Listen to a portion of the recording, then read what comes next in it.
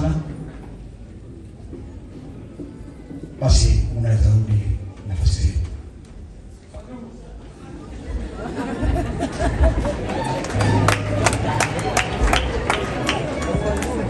Basi tukanisa umesahau kwamba ibaki kwa kanisa. Tuwe kanisa. Basi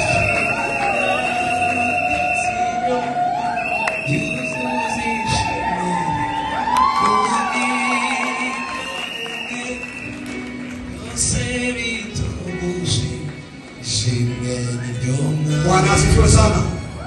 Ningemuuliza ya kwamba je, umemwona yeye, lakini amekupatia nani ni yeye. Basi acha niombe ndugu sekretari aweze kuhudumia alete na merci dusize ibintu ubushake bwanjye jyenyine yagutoranije mu bakobwa bose bo ku isi, wowe Kiza Jolie, kuba umugore wanjye w'Idowa, kubana nawe kuva uyu munsi n'ibihe byose tuzabaho ku isi, mu bihe mu bibi cyangwa mu byiza, mu bukene cyangwa mu butunzi, nzakomeza gukunde cyane kandi ukundwakaze, kuko ijambo ry'Imana, nk'uko ijambo ry'Imana ribivuga, nzagufata neza kandi nzakwihanganira muri byose kugeza tugiye mu ijuru. Ibi birahira imbere y'Imana, imbere y'itorero ryayo. Mana uzabifasha.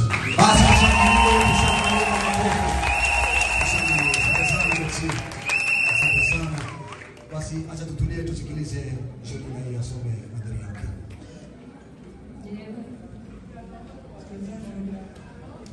Ushake bwanjye nyine utoranije abantu bose ku isi, wowe Serivisi, kuba umugabo wanjye w'Idowa, kubana nawe kuva uyu munsi n'ibihe byose tuzabaho ku isi, mu bibi cyangwa mu byiza, mu bukene cyangwa mu butunzi, nzakomeza kukubaha, ufate neza uko ijambo ry'Imana ribivuga.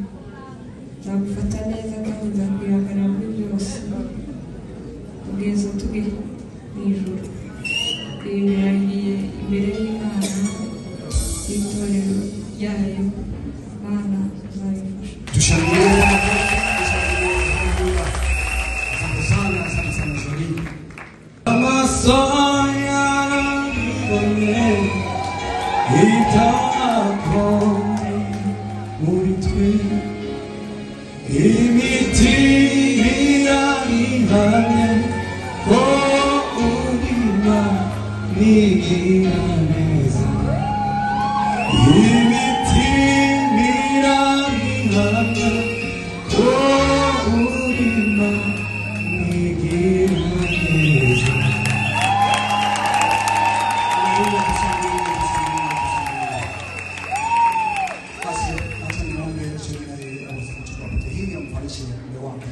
Ngaho bari kuhanga kw'ibyuma ngo mushiremo ari kuwina.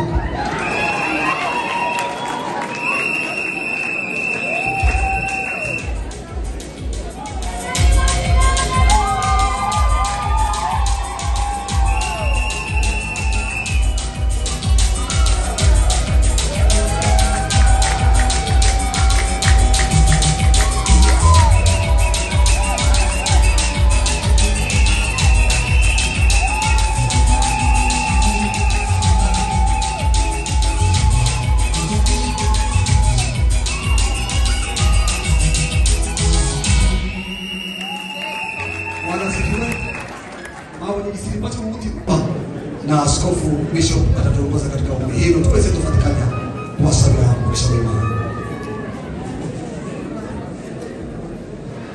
Baba, katika jina la Yesu Kristo, asante Yesu Kristo, tunasema asante kwa mchana wa leo. Hii ni siku ambayo umeiandaa ya Merci na Jolie. Ulijua kabla hawajaumbika, wewe ulijua kwamba leo wataungana kuwa mmoja katika wewe, mbele ya umati wa watu na mbele zako Bwana. Asante Yesu Kristo. Sifa zikurudilie Baba. Wamekwisha kutoa nadhiri zao kwamba wataishi pamoja katika upendo, katika utiifu, katika kusikilizana. Wenyewe hawataweza, lakini pamoja na wewe ndiwe utawawezesha Bwana, ukianza pamoja nao. Nyumba hii ambayo inaanza leo, neno lako linasema ya kwamba wanasipojenga, wanaojenga wanafanya kazi bure. Asante kwa sababu ni wewe utawajengea nyumba yao.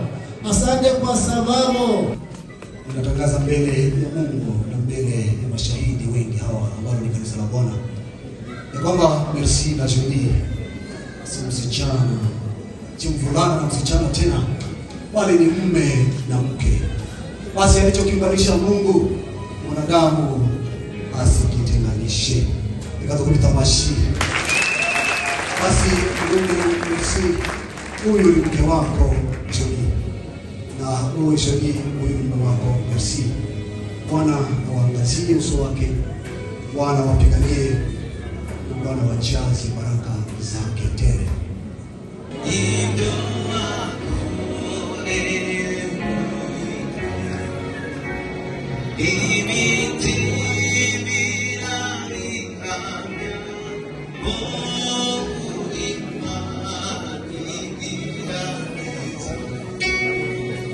Give me